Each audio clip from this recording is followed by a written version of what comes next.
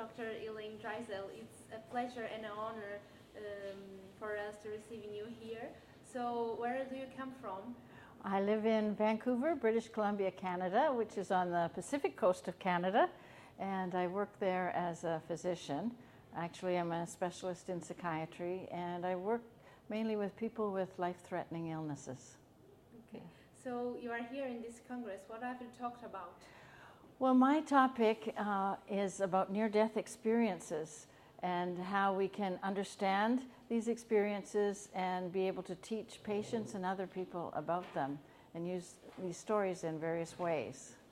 A near-death experience is a profound change in consciousness and awareness when people have had a cardiac arrest or they've been in a life-threatening situation.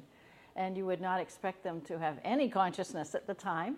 And yet, when they come back from their cardiac arrest, they describe a wonderful feeling of peacefulness, of being of floating above their body, and being able to see events that are occurring elsewhere, maybe in a different city, or hear conversations that are in a different room. And they often describe then going down a tunnel and seeing a being of light at the end, and feeling very loved. They may be welcomed by deceased friends and relatives who are there to celebrate their arrival and welcome them on the other side.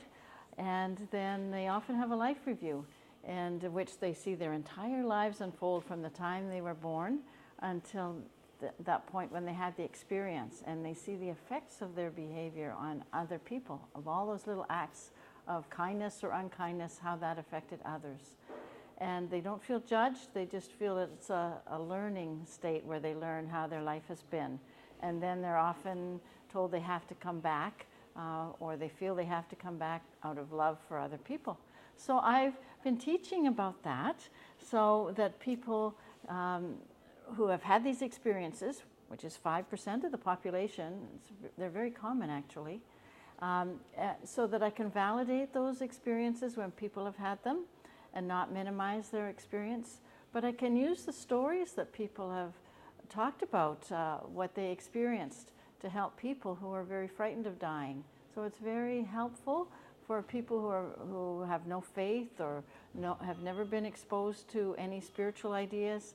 And then to hear about this, it's very reassuring. Thank you.